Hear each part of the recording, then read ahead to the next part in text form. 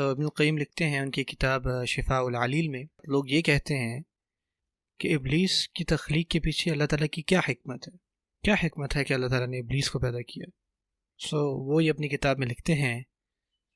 کہ اللہ تعالیٰ کی یہ رحمت ہے کہ اللہ تعالیٰ نے ایک پرسنالٹی میں برائی رکھی، ایک اینٹیٹی میں، اور اگر اللہ تعالیٰ چاہتے تو اللہ تعالیٰ کسی ایک ہستی میں یہ چیز نہ رکھتے، جبکہ اب ہمیں یہ پتہ لگ گیا ہے کہ اس ہستی میں یہ برائیاں ہیں، تو اس سے آپ مزید تیار ہو جاتے ہو۔ آپ کو یہ پتہ ہوتا ہے کہ آپ نے لڑنا کس سے۔ اللہ فرماتا ہے ان الشیطان لکم عدو، کہ شیطان جو ہے کوئی شک نہیں تمہارا دشمن ہے، فاتخذوہ عدوا، تو تم اس کو اپنا دشمن لو۔ اور اسی طرح بہت زیادہ حکمت ہے ہمارے والد اور ابلیس کے قصے میں کہ اللہ تعالیٰ ہمیں بتاتے ہیں کہ کس طرح شیطان نے، کہ ابلیس کس طرح چاہتا تھا کہ وہ آدم علیہ السلام کو گمراہ کرے۔ اب آپ سوچیں کہ آپ کی اگر کوئی خاندان کو کوئی تکلیف پہنچائے تو آپ کو غصہ نہیں آئے گا؟ کوئی بھی اگر آپ کا خاندان کا مذاق اڑائے، کوئی بھی آپ کے والد کو یا والدہ کو تکلیف پہنچائے، جب وہ پوری کی پوری ہستی جو ابلیس کی ہے اس نے ہمارے والد کو تکلیف پہنچائی، تو یہ کیسے ہو سکتا ہے کہ ہم اس سے نفرت نہ کریں؟ کیسے ہو سکتا ہے کہ ہم اس سے اپنے راستے الگ نہ کریں؟ ہمارے والد شیطان کی وجہ سے آدم علیہ السلام جنت سے نکالے گئے، کس طرح ہمارے اندر اس کے لیے دشمنی نہ ہو؟ یہ اللہ تعالیٰ کی حکمت ہے کہ وہ شیطان آج بھی زندہ ہے، وہی سیم ابلیس، اس کی نسلیں نہیں، وہ جو ابلیس تھا سیم جس نے یہ سب کیا،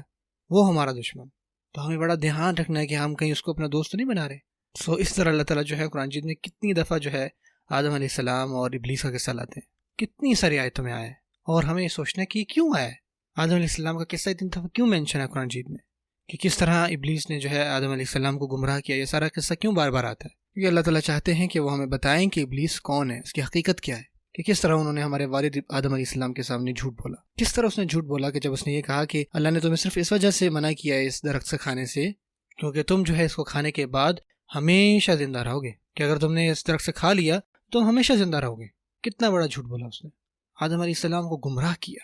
اور ہمارے والد آدم علیہ السلام اس کی باتوں میں آ گئے، شیطان نے ان کو گمراہ کیا، جیسے ہم گمراہ ہو جاتے ہیں جب شیطان ہم پر حاوی ہوتا ہے۔ تو پھر ابلیس نے کہا کیا بات ہے، اللہ نے بھی وعدہ کیا اور میں نے تم سے وعدہ کیا، تم نے تو میرے وعدے پہ عمل کیا۔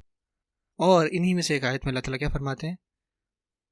جب شیطان کو اللہ تعالیٰ نے نکال دیا نا، شیطان نے اللہ تعالیٰ سے کہا قال فبما اغويتني لاقعدن لهم صراطك المستقيم۔ ابلیس کہتا ہے اے رب، ابلیس کہہ رہا ہے، کہتے ہیں کتنی عجیب بات ہے کہ حتیٰ کہ ابلیس بھی مانتا ہے کہ اللہ تعالیٰ اس کے رب ہے، جبکہ وہ یہ انسانیت کو گمراہ کرتا ہے کہ تمہارا کوئی رب نہیں ہے۔ سوچیں کتنی عجیب بات، ابلیس خود یہ بات اکنالج کرتا ہے کہ اس کا رب جو ہے وہ اللہ ہے، اور وہ اللہ تعالیٰ سے یہ دعا کر رہا ہے ربی، میرے رب، جبکہ وہ کوئی بیوقوف نہیں ہے، پاگل نہیں ہے،